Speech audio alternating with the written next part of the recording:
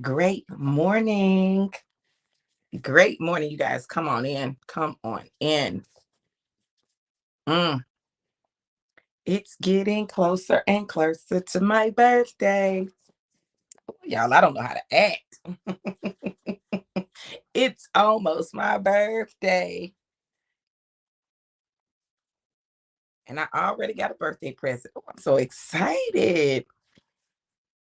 My babies, they love me. Mm. You guys come on in. Come on in. I'm trying to get it right and stable. Let me know who's here and where you're tuning in from. Let me know who's here and where you are tuning in from. Let me turn on my do not disturb. I'm starting late this morning.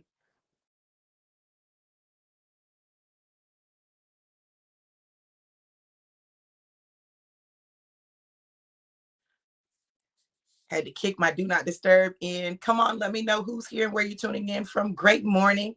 Great Monday morning. Mm. Oh my goodness.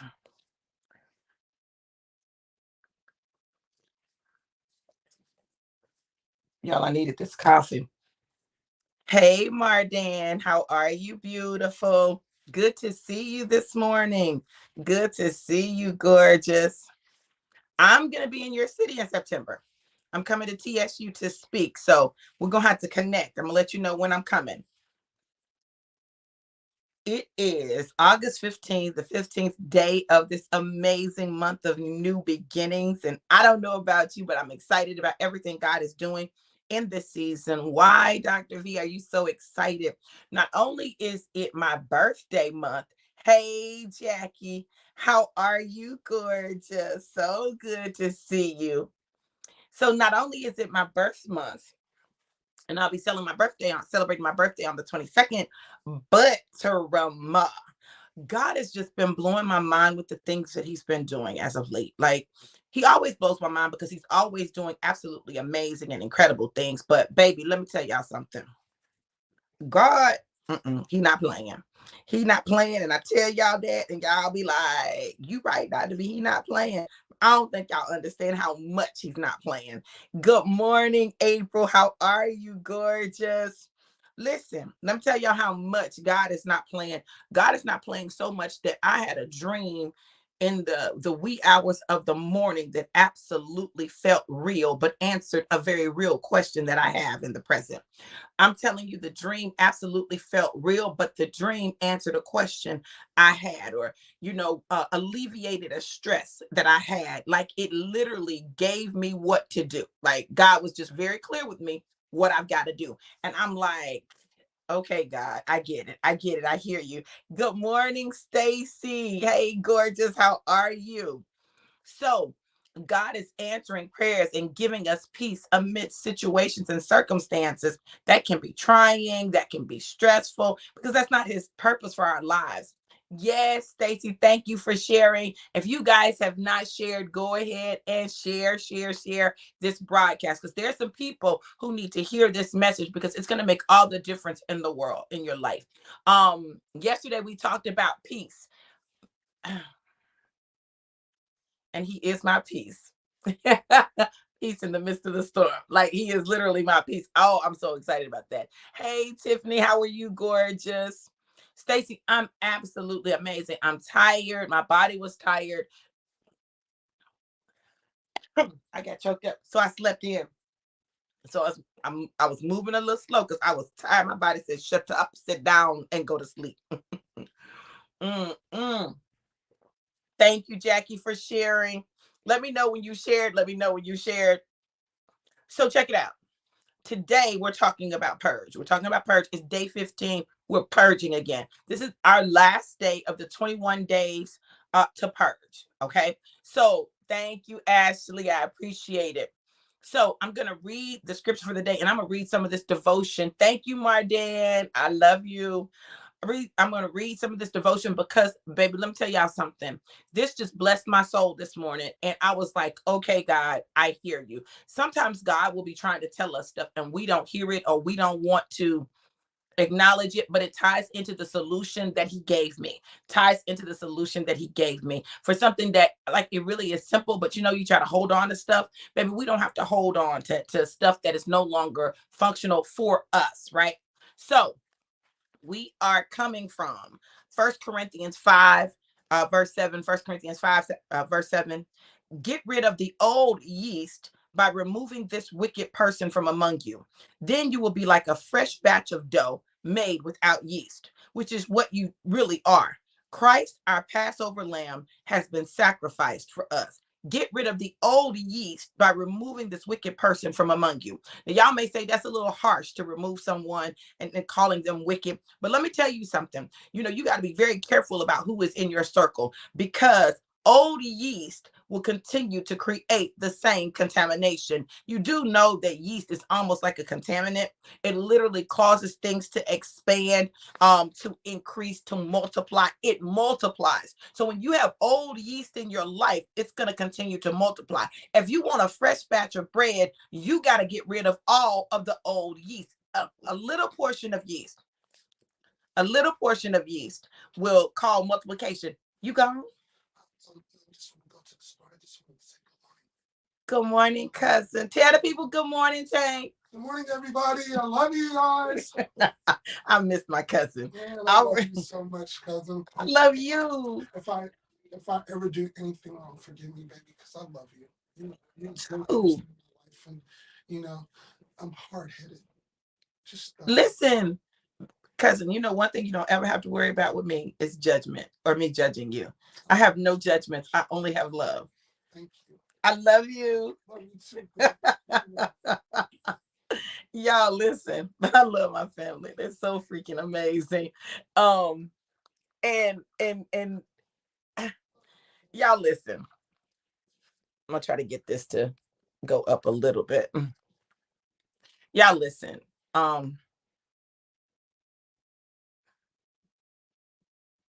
It's such a joy. It's such a joy to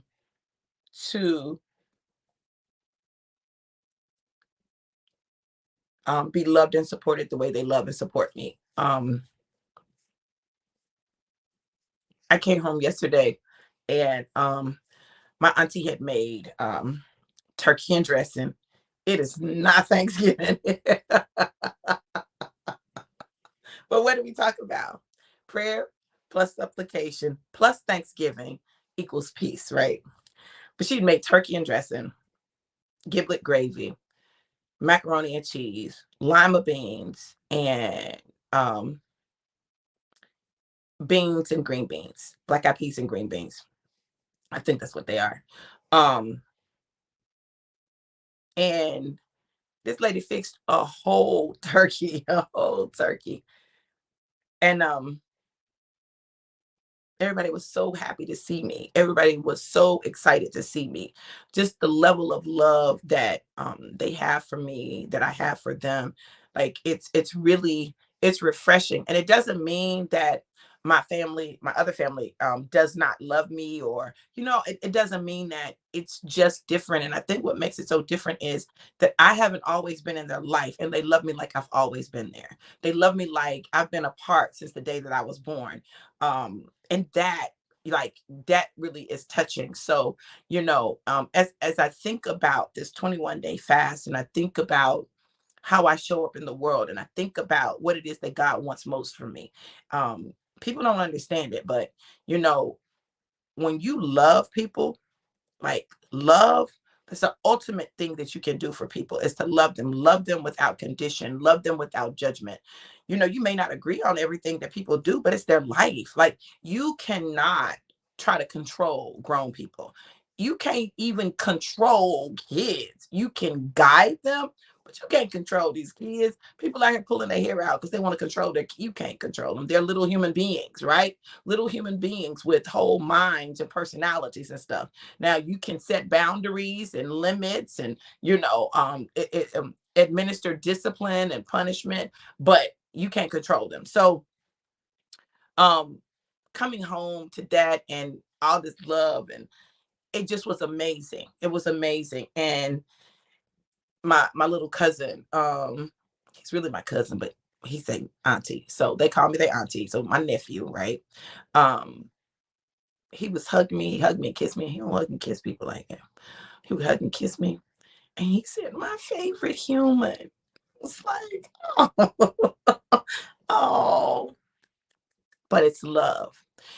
And the thing about real love is this: if you don't purge bitterness out of you and out of your life, you will not be able to love people fully. If you don't purge a desire to control people, to control things and situations, you will not be able to love completely. Not that agape love, So there are things that God is trying to get us to get rid of. See that wicked person that was in that congregation, as long as they were there and it was like the people condoned what they did, it encouraged the multiplication of that wickedness. And I just, and I ain't saying go put people out the church. That's not what I'm saying. But the principle is that when you apply that to your life, yours, I'm talking about yours personally. See, we get caught up in everybody else. We want to tell everybody else what they need to do, but you got to focus on you. You got to apply this stuff to you. So one thing about me is I'm going to apply things to me. I'm going to be introspective. I'm going to examine my life. I'm going to examine my heart. I'm going to examine my character. I'm going to be real and honest with myself. And when I need to make changes, I'm going to acknowledge I need to make changes. And if I can't make the change all at once, I'm not going to beat myself up, nor am I going to beat anybody else up who can't make the change all at once. What I know is this: there are some things that there is literally a biological reason that they keep showing up in your life. And so you got to deal with the biology as well as the psychology and the emotions in order to make some true substantive changes. So I don't have time to beat people up. I love my cousin, but even that he cares about our relationship so much that like he wouldn't want to hurt me. He wouldn't want to offend me. I'm like, no, cousin, you good. Like you good, good. No, we good. But I love you. Like that's real talk. That's real talk. So when you see us interacting, that's not for show. That's not for the cameras. That's who we are. That's how we are with one another. That's how we move. And anyone who's known me for an extended period of time, listen, I don't have time to judge you. I might not like what you did, and you might piss me off. And I'm not gonna lie about that. But I don't have time to judge you. Now I might not fool with you. I'm just saying, I'm just being real. I might not fool with you, but I'm not over here trying to judge you, but you might be out of my circle, sphere, atmosphere. You might not be there because I'm like, no, that's shisty, it's shady. That ain't good business. That's not good business. So, I might not fool with you, but it doesn't mean that you are a bad person or a horrible person. I just do not like and cannot be around your actions. And I'm not talking about the stuff that most people don't fool with people for. Listen, you can drink, I can still mess with you. You can do drugs, I can still mess with you. You can have a number of vices and I can still mess with you. But what I can't mess with is people who are extremely jealous. I can't mess with jealous people like that because jealous people, let me tell you about jealous people. Jealous people who vibrate at that level, they'll do anything. See, I can't mess with you if you'll do anything to harm somebody. Nah, I'm not with that. So that can't, no, that's, I don't have time for that. I don't have time. I'm just talking about me. Y'all can do what you want to.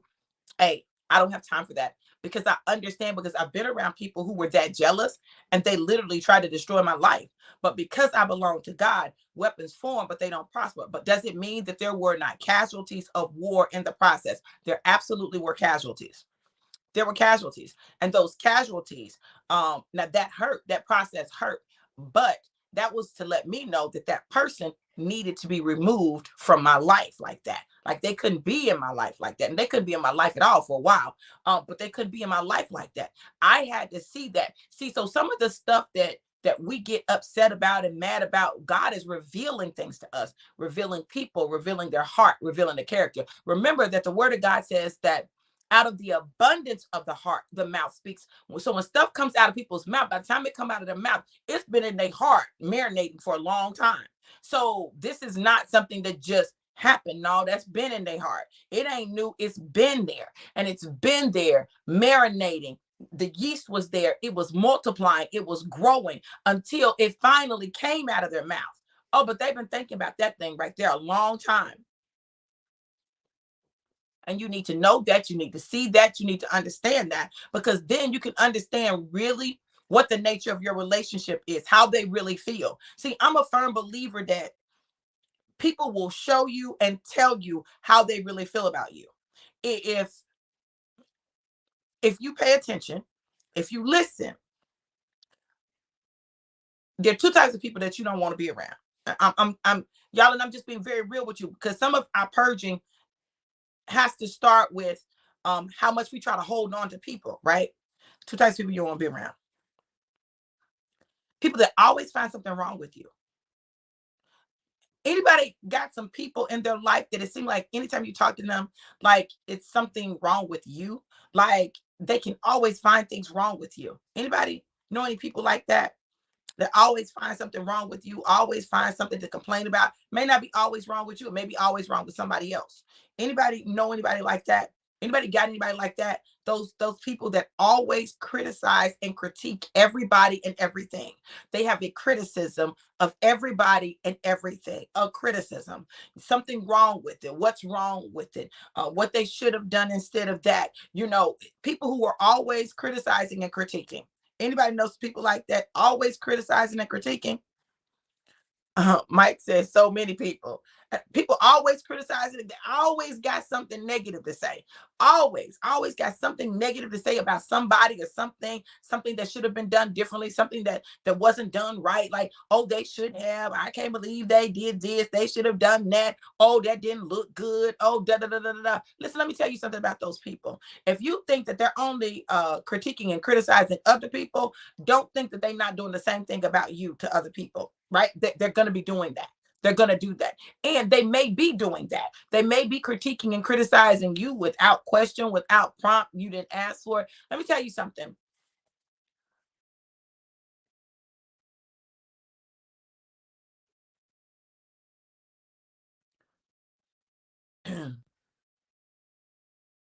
Listen,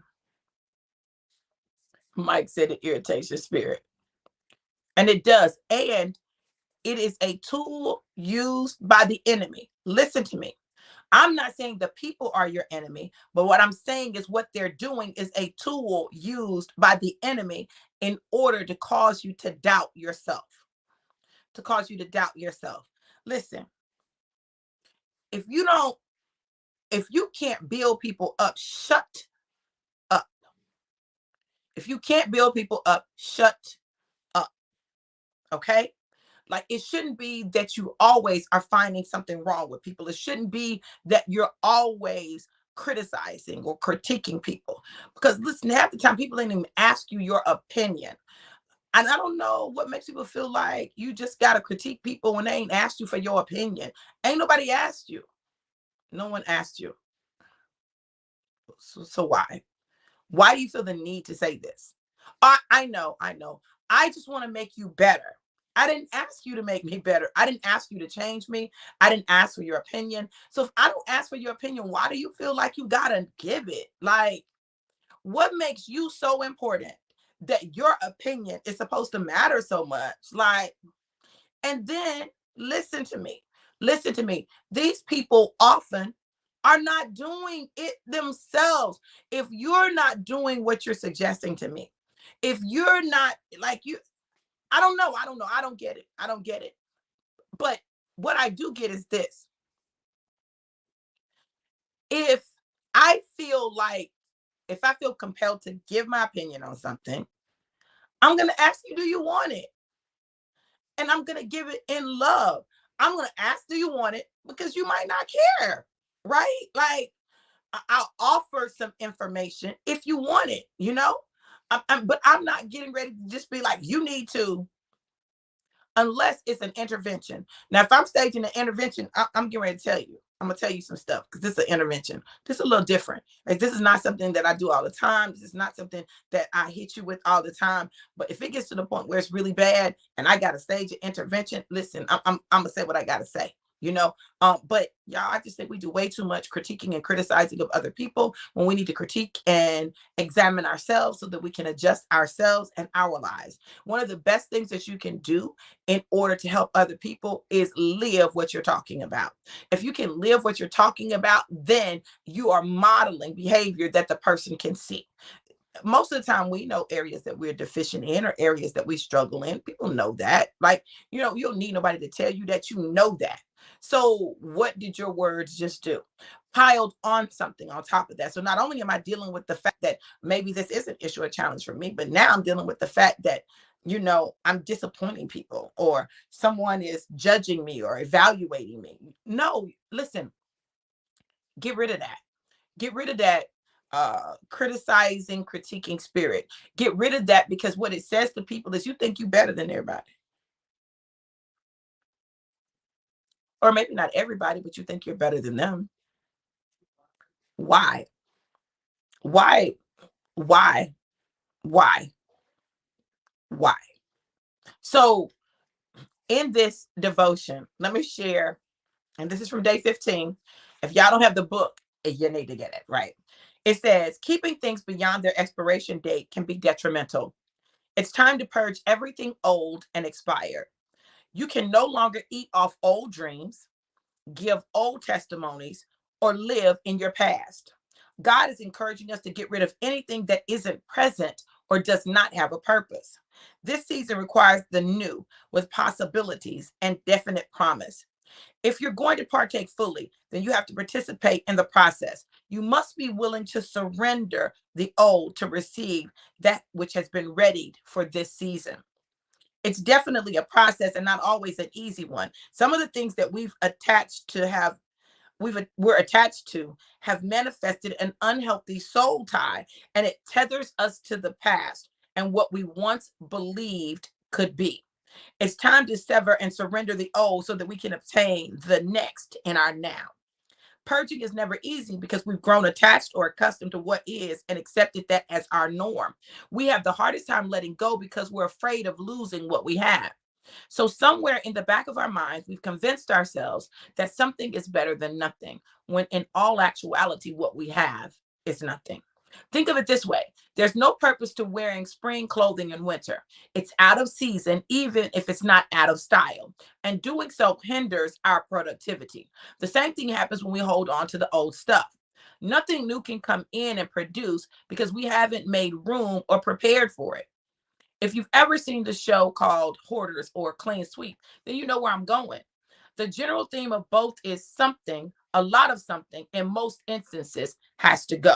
The problem is that the guest on the show has developed an unhealthy alliance to stuff.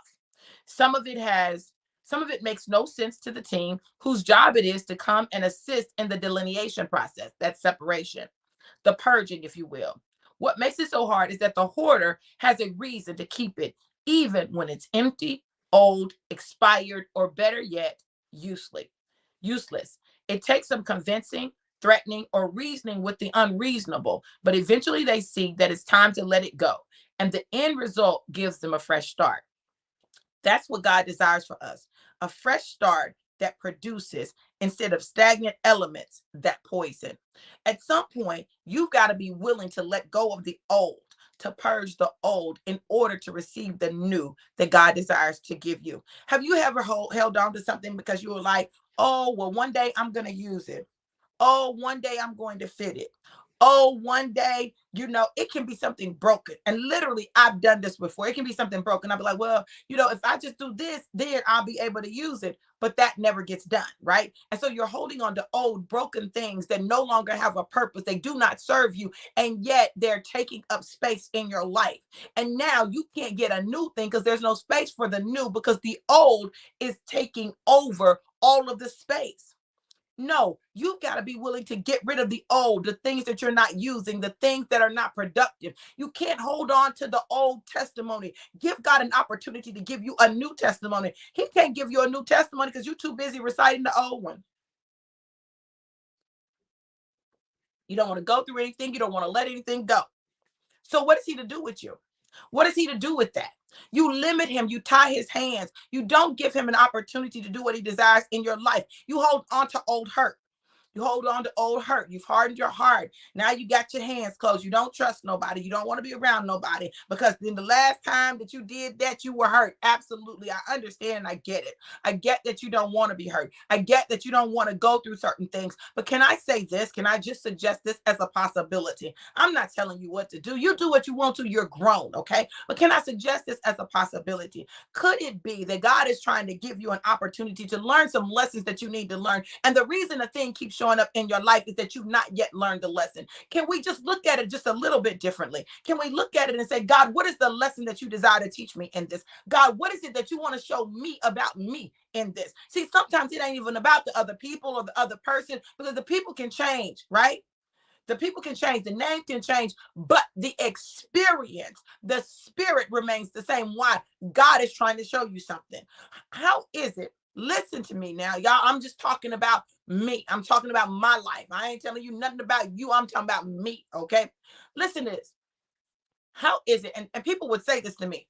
Well, if you've been married and divorced 5 times, then aren't you the common denominator? I absolutely am the common denominator. I am. I am the one thing that is consistent in each and every one of my marriages. So what does that mean? There was something that I had not learned, and I kept going through the same experience so that I could learn the lesson. But if I never learned the lesson, if I couldn't identify what the lesson was, it meant I was destined to repeat the cycle of what had been done.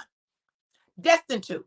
Until you learn the lesson, you will always repeat the cycle because you've not learned the lesson. You've not gotten what you need in order to move to the next. And I know y'all may be saying, well, it seemed like you should have learned that after the third time, right? Or seemed like you should have given up after the third time. The one thing that I know for sure and for certain is that I know that God made me to be a wife. I know that without a doubt, unequivocally. I was created to be a wife. I was created to be a helpmeet, to help a man be better, to achieve their goals, to accomplish what God has deposited in them to accomplish. I know that without a doubt. And in every single one of my marriages, that is one of the things that one of my primary things that I attempted to do. Help them. What do you want to do? What is it that you want to do? How can I help you achieve that? Right? That was consistent, right? But this is the problem.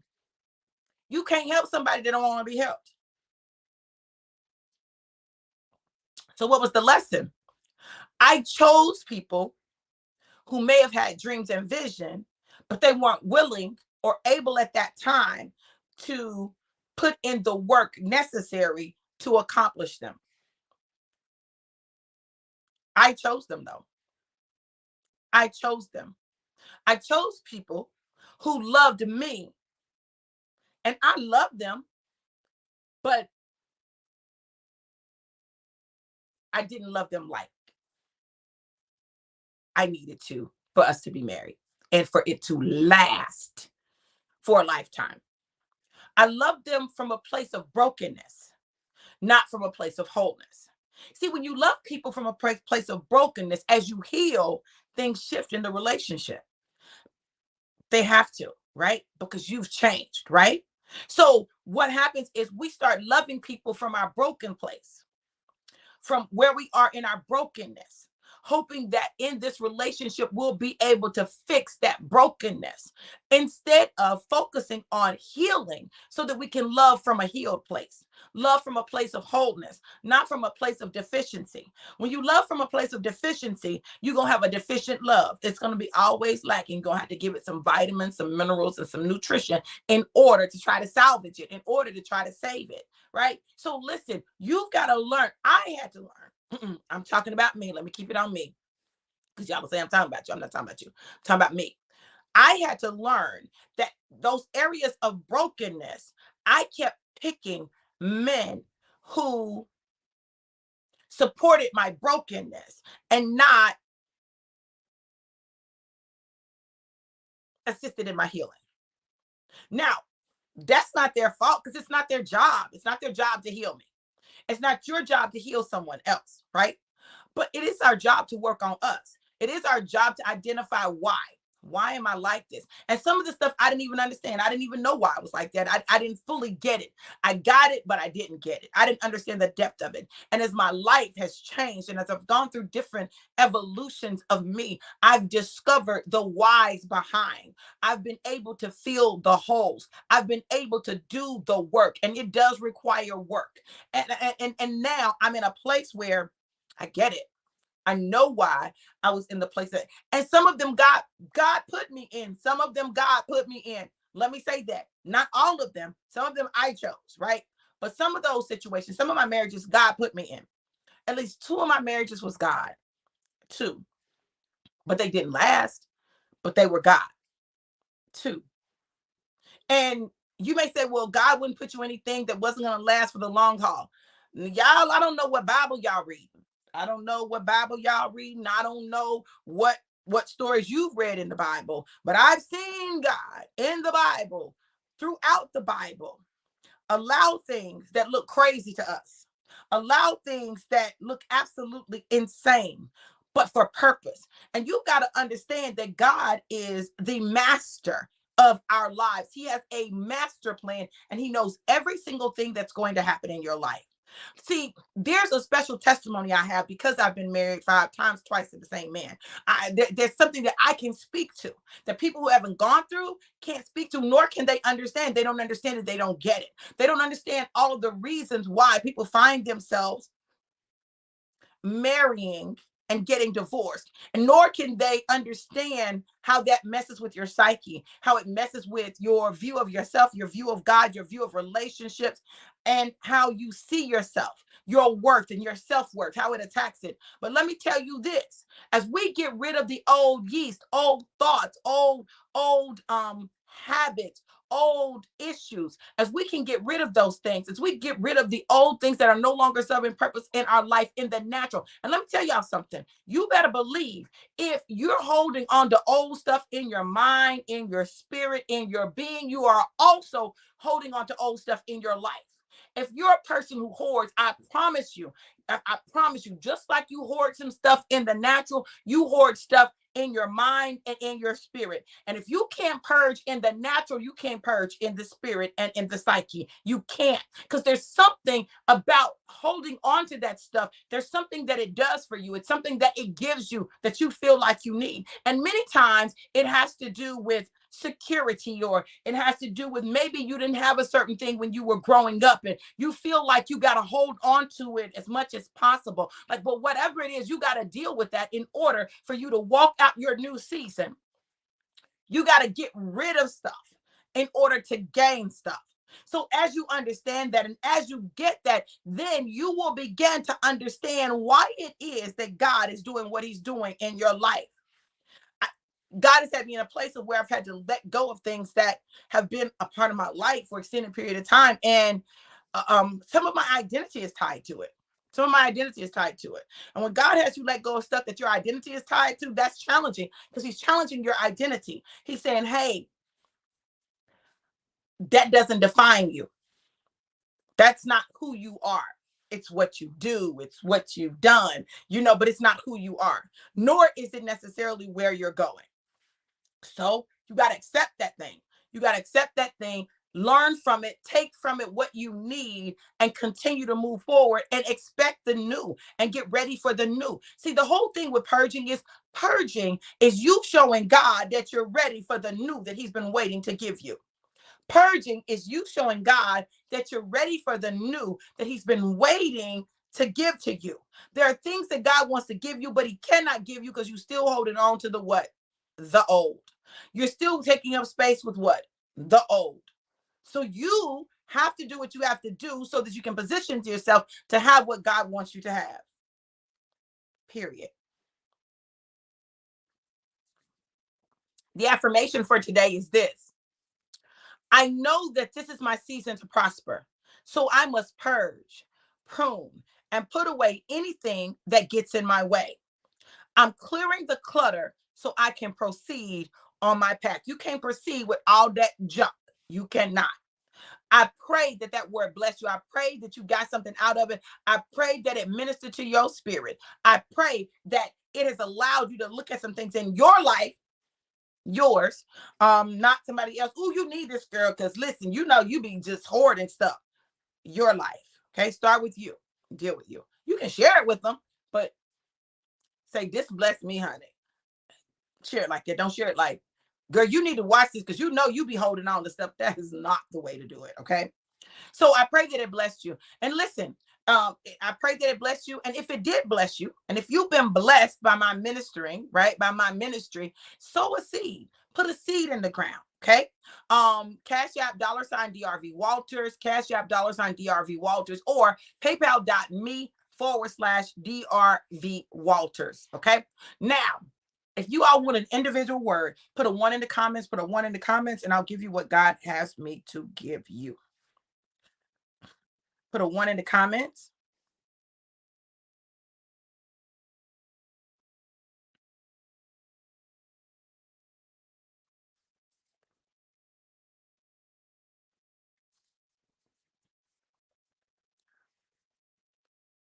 One in the comments. All right. Ashley, you got to get rid of the old way you viewed yourself. So, growing up, people have seen you a certain way, but that's not who you are. Like, it's not who you are. It's not who you want to be. So what you've got to do is you've got to let go of how you've allowed that to constrain you and constrict you, right? Until you do that, you're not going to be able to move forward. So you got to purge that. Also, you got to do some purging at home, because you got new stuff to bring in, new equipment, new setups.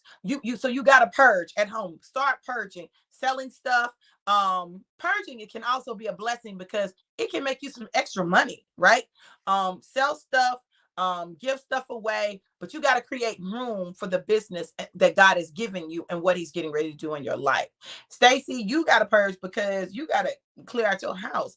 You can't take everything with you. In fact, you're going to take very little with you. So start getting rid of that stuff. Why you holding on to stuff that God needs you to get rid of? The more you get rid of, the easier it's going to be for you to leave, because you're not holding on to stuff. Kim,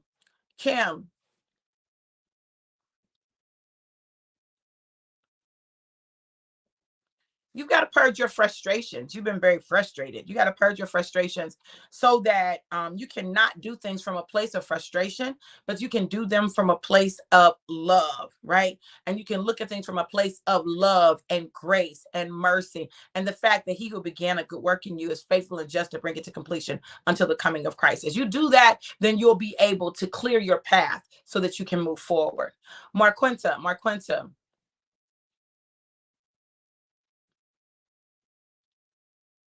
there's a physical purge you got to do. You got some physical purging to do. You got some stuff you got to get rid of, because you like options. You like options. You like a lot of options, but um you got way too many options. And when you have way too many options, you tend not to move. So, you got to purge some stuff physically in the natural so that your vision can be clear. Your line of sight can be clear. Okay. Jessica, um,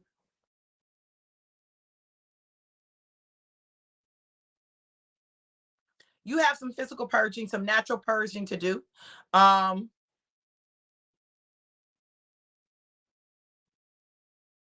but you also have some emotional purging to do. It's some stuff that you've just been holding on to, some trauma that you've been holding on to, some things that you've not talked about. You need to have a conversation. Um, you need to have a conversation. You need to have a mother-daughter conversation. And just really have a deep conversation, an open, honest conversation. Um, Kareen, um,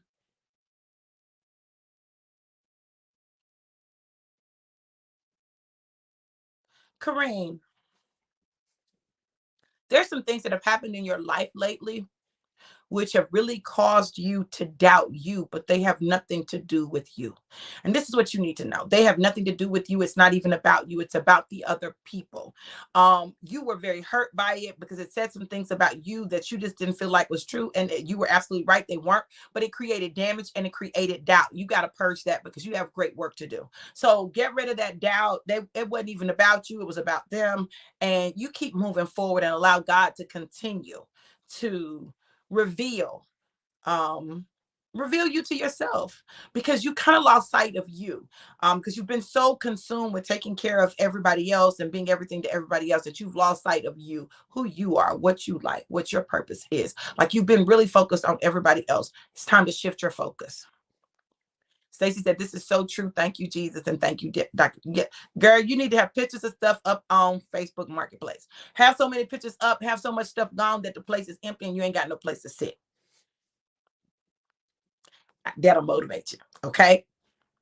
Hey, Sheeta, how are you, gorgeous? Sheeta, you have purging to do. You got some purging to do. There's some things that you need to purge emotionally. So you got some emotional purging to do so that you can believe again. Like, your belief has been affected, right?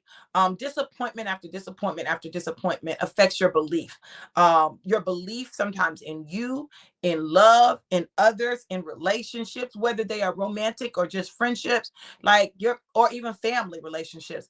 But God needs you to believe, because it's in your belief in nothing but sheer, pure, unadulterated, unconditional love that you're going to not only find you, but find peace, joy, happiness, and you will draw what you desire. Because what happens, you all, in case y'all didn't know, wherever we find ourselves, whatever state we find ourselves in, whatever emotional place, whatever tone we find ourselves in, whatever vibration we find ourselves on, that's what's drawn to us. You cannot draw something to you from a higher vibration if you're vibrating here. No, you literally have to begin to vibrate on that level. What does that mean, Dr. V? It means that you got to see yourself in that space. You got to operate the way you would if you were in that space to draw that to you, right? If you're operating in a lower vibration, you won't get what God has for you up here. You down here, you vibrating down here, and you want something up there. The way to get it, you can't work your way to it. You can't make it come to you, right? You got to increase your vibration, your confidence, your love, your joy, your gratitude until you get up here. Then look, there it is, right there. You're right there at it. The problem is, we're trying to work at a diagonal, right? You can't. It doesn't work like that. So you're here. You're vibrating here. I'm just trying to survive. I'm just trying to get by.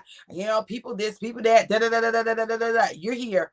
But what you want is operating at the place of, I love my life. I love my life, and I can face any challenge, any obstacle, and I will always overcome it. I'm so grateful. I'm so happy and thankful and grateful for everything God allows in my life, because I know it has purpose in my life. I'm so happy and grateful for the people that God has sent to love me and for me to love, and I love them. My love for people is unconditional. I find myself in a place where I just appreciate waking up in the morning and being able to breathe air, God. I thank you, God, for every assignment in my life, for every problem, because I know that in the problem is a solution. And that solution is not just for me, it's for other people. I'm so happy and grateful for everything that has happened in my life, because it has made me a better version of me. I have learned lessons. I'm excited when I fail, because my failure is only a complete failure when I don't learn a lesson. Listen, when you start vibrating like that, you can have what you want. That's the work. The work that you got to do to get what you want is not in physical work. It is in work on you. Work on your attitude, your mentality, your thought process. As you change that, you change your circumstances, and you draw to you the people, the things, the situations that you desire. Sometimes we find ourselves drawing the same people over and over again. You know why? That's because that's where we vibrate. We vibrate from a place of deficiency. We vibrate from a place of, I'm not good enough. We vibrate from a place of what we've been told and what we felt all our life. So you're going to get that. You wonder why you keep getting the same person in your life. It's because you're not changing. It's not because they're not changing. It's because you're not changing. Change you. You want something different? Change you. You're the change agent. When you change you, then you draw to you everything that you need. Yes, she said, I've learned to distance myself and love them from afar. It's what you got to do, right? But you also got to love you. Y'all, listen, if we would practice radical self-love, we would be surprised at how it changes other people. Because the problem with most people is that they don't love themselves and they don't think they're enough. So when you show them like how to do that by doing it, then you give them incentive to do it. You give them the courage to do it. People often talk about Dr. V, like, you are so confident. I'm not that confident in every area of my life. I'm not. But where I'm confident, I'm confident. Like, I know what I know. Like, I know I love people. I genuinely, honestly love people. I know I'm sweet. I really am. I'm sweet. I'm considerate and I'm compassionate. I won't always do what you want me to do. And I'm not saying that because we get that twisted. We think that um, when people are, uh, I'm going to say selfless, right? You know what selfless means? That you value yourself less than you value other people. I am not trying to be selfless. I'm going to be real with you, but I will be self-sacrificing necessary. That's a different thing. I'm making a conscious decision to sacrifice something that I want for something that someone else wants. That's different from selfless. No, I value me. I love me. And I want you to love you and value you. Because if we approach each other from that perspective, we produce something very different than if we're like, oh, you got to put everybody else before you. The devil is a lie. What? No. Does that mean that you're not loving, that you cannot be considerate, that you cannot be compassionate? But let me tell you something. The word of God says this. I want you to listen very carefully because this is a key. This is a key to unlock greatness in you and your life, to change the trajectory of your life, because we've believed some lies. Scriptures have been misinterpreted, right? And we bought that thing. The word of God says this, that we have a commandment. Listen, what is the commandment? That you would love others, that you would do unto others, that you would have others do unto you, or that you would, hold on, let me find the scripture. Y'all know the scripture I'm talking about. Love others. Y'all know what I'm talking about. Lord, come on, y'all, help me. Help me, y'all.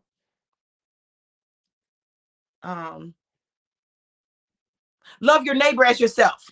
Love your neighbor as yourself. Jesus said, that we are to love our neighbor as ourselves. So what does that mean? If you don't love you, how you gonna love your neighbor the same way you love you? But if you love you, if you embrace you, if you are inspired by you, if you love you unconditionally, whether you get it all right or you don't get it all right, because you'll never get it all right. But listen, you got to practice that radical self-love and you'll be able to give radical love. But you got to learn how to love you. And see, the church and the world, what it say? Jesus, others, yourself, joy. Jesus didn't say that. Jesus didn't say that. That's church. Jesus didn't say that. God didn't say Jesus, then others, then you. God didn't say that. God didn't say that. Y'all show me the scripture where God said that. Joy. God didn't say that. But we operate off of that. Thank you, Mike. I should have known the Bible scholar would be able to tell me. Okay. So when we love our neighbor as ourselves, if we don't love us, then we're going to have shabby love for our neighbor. We're not going to be able to really love anybody else. So y'all wondering why some things ain't right? Because you don't love yourself enough. You need to practice loving you more. Practice loving you more. The more radically you love yourself, the more radically you can love other people. See, I can love other people because I love me. I love me. I love me some me. I'm going to take care of me. I'm going to make sure I'm good. If you do that for you, you'll begin to do that for other people.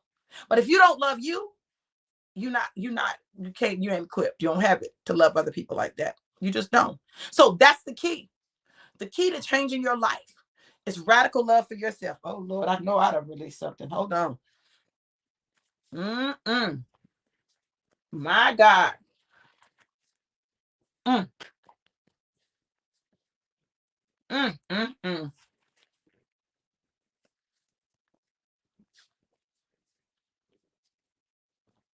Hold on.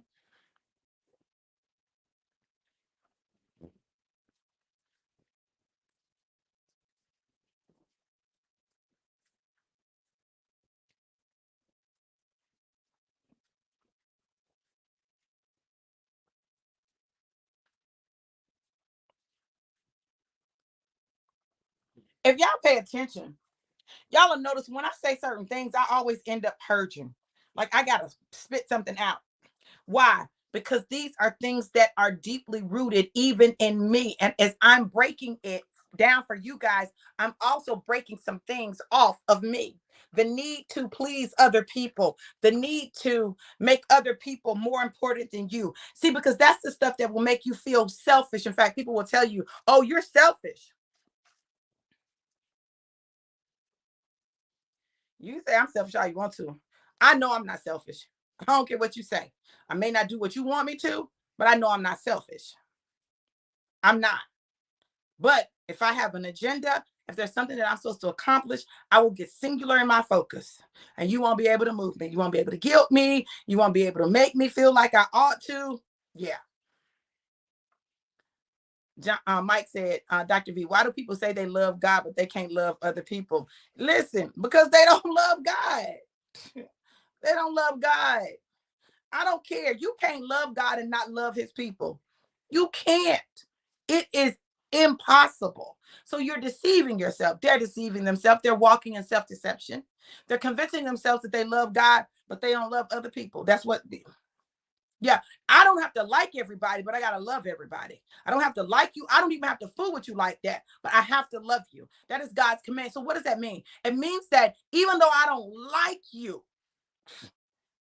even though I don't like you, because I love you with the love of God, I can see you in need and meet that need because of the love of God that is in me.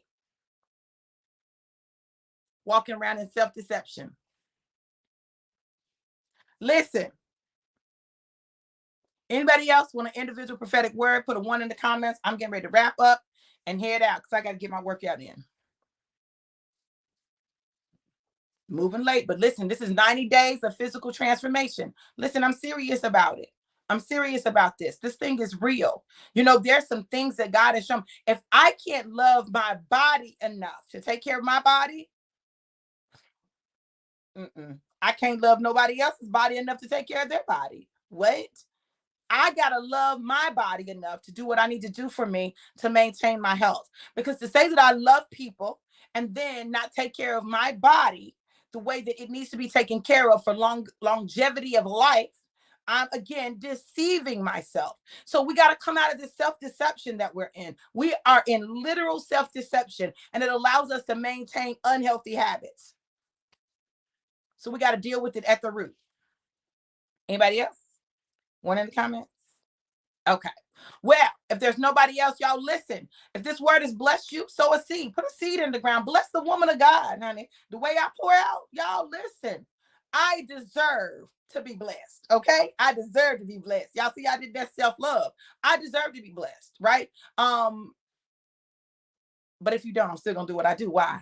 Because I love God. This is my assignment, and I love people, right? It's not for the money. It's not for that, right? It's for the love of God and the love of his people, because we are in so much deception. Some of it is self-deception. Some of it is spiritual deception that has come at the hands of the church or unlearned leaders or leaders who are in they're leading from their own place of deficiency, right? So, you know, and they connect with people in that same place, right? So when you begin to heal, when you begin to grow, you'll find yourself not being able to sit under certain things or listen to certain things or be in certain places. And that is natural. And it is also natural for you to leave to go to your next place, right? I don't believe that any one place gives anyone everything that they need. I don't. That's why I expect people to leave me and go other places. Like, that's a part of life. It's a part of the process. So there's no need to take that personally. There's no need to feel a way about that. It's just a part of evolution of people's lives. It just is. And when we accept that and understand that, then it allows us to release people differently. Okay. All right, y'all. Listen, I pray that God has blessed you, that you have an amazing day. Know this. Know that I love you to life and life more abundant. I'm about to go get my workout on beast mode. Be blessed, you guys. Mwah.